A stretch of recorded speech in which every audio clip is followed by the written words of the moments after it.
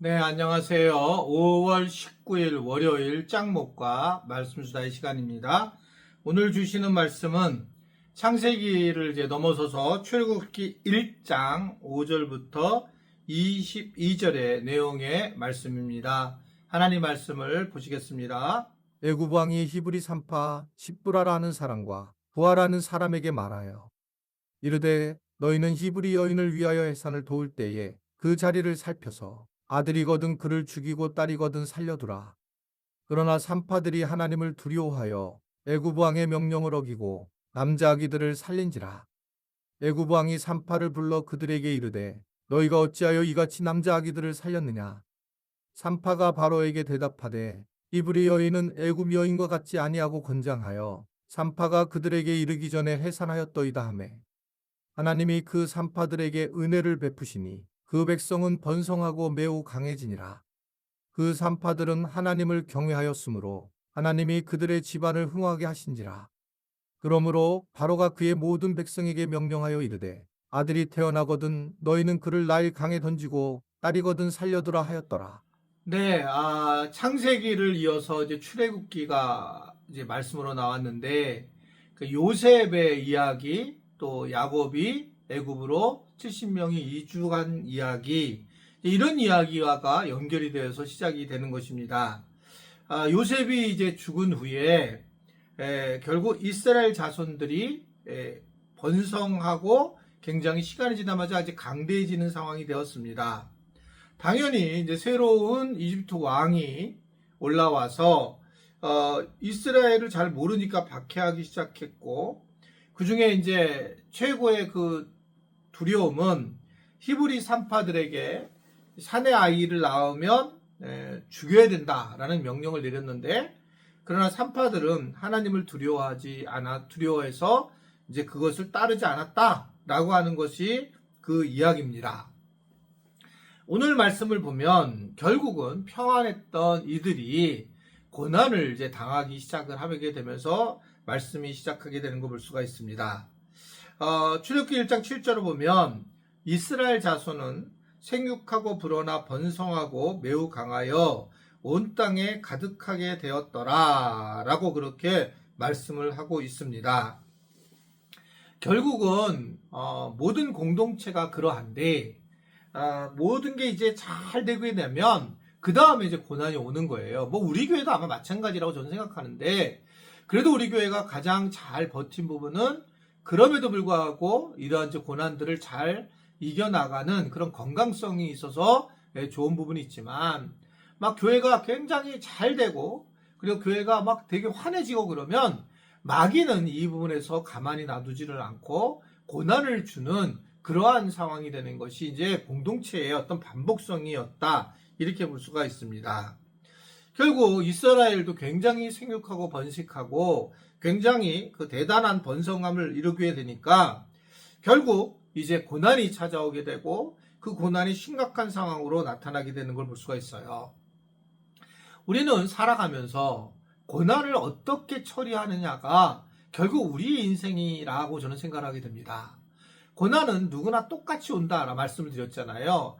건강해지면 그 다음에 고난이 오는 거예요. 나는 괜찮다, 내가 좀 잘 된다라고 그 다음에 고난이 오고 우리 집안이 좀 이제는 평안하다라고 하면 또 고난이 오고 교회도 이제 마찬가지로 나타나는 겁니다.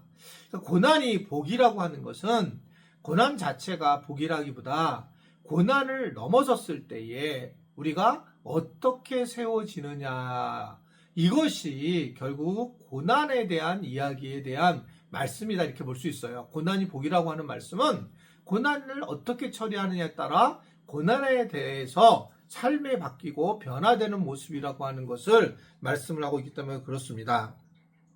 고난 중에 결국은 하나님과 더 깊어지는 그런 과정을 겪게 되고 고난을 이제 겪게 되면 결국은 이 세상에서 바라볼 수 있는 것이 주님밖에 없음을 우리가 알게 되는 것입니다. 사실은 그 고난이 우리에게 오게 될 때에 우리가 경험하지 못한 고난도 올 텐데 그걸 경험하지 못한 것을 두려워할 필요 없고 그냥 그때 고난이 왔을 때에 그 고난을 감당할 시험을 달라고 하나님 앞에 기도하는 것이 중요하다. 왜냐하면 성경은 우리에게 피할 만한 고난을 주시지 감당할 만한 고난을 주신다. 이렇게 말씀을 하고 있기 때문에 그렇습니다.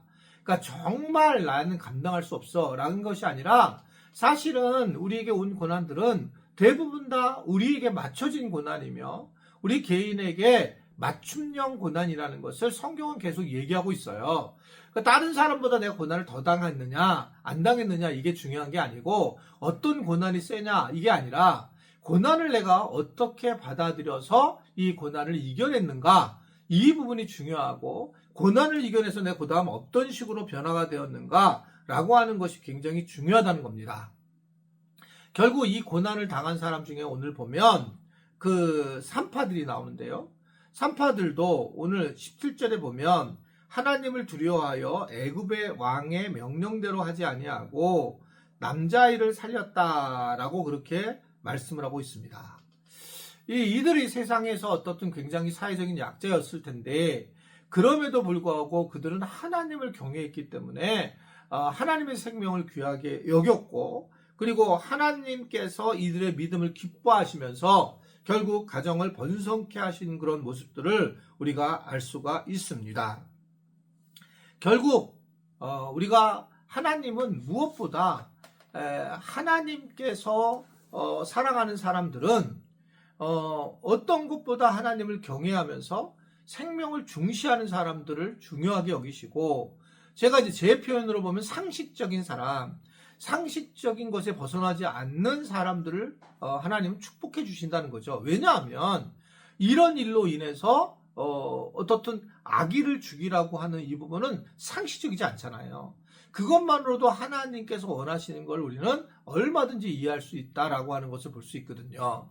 결국 그렇게 됐을 때에 이 산파들도 하나님 나라에 참여하게 되고 건강한 모습으로 이들이 이제 아들을 낳으면서 결국 모세와 같은 엄청난 백성의 지도자를 세우게 되는 것을 볼 수가 있습니다. 오늘 말씀 우리가 기억하면서 비록 지금 고난에 있는 분들도 이 고난을 잘 이겨내면서 나중에 조금 더 지나면 알게 될 거예요. 하나님의 뜻을. 지금은 너무 고통스럽고 어렵겠지만 스스로 하나님 앞에 엎드려 하나님께서 주신 고난을 이겨내고 또 받아들임으로써 믿음의 큰 성장을 이룰 수 있는 지혜가 있기를 주님의 이름으로 부탁을 드립니다. 기도하겠습니다. 하나님 아버지, 오늘도 말씀을 보고 이 고난을 이겨나기를 원하는 우리 모든 지체들에게 새 힘을 주시고 그들에게 참으로 어려운 부분을 이겨낼 수 있는 믿음을 베풀어 주시기를 원합니다. 고난을 이겨내서 더 진보된 모습으로 세워질 수 있는 우리 모든 지체들이 되도록 축복하여 주옵소서. 예수님의 이름으로 기도드리옵나이다. 아멘.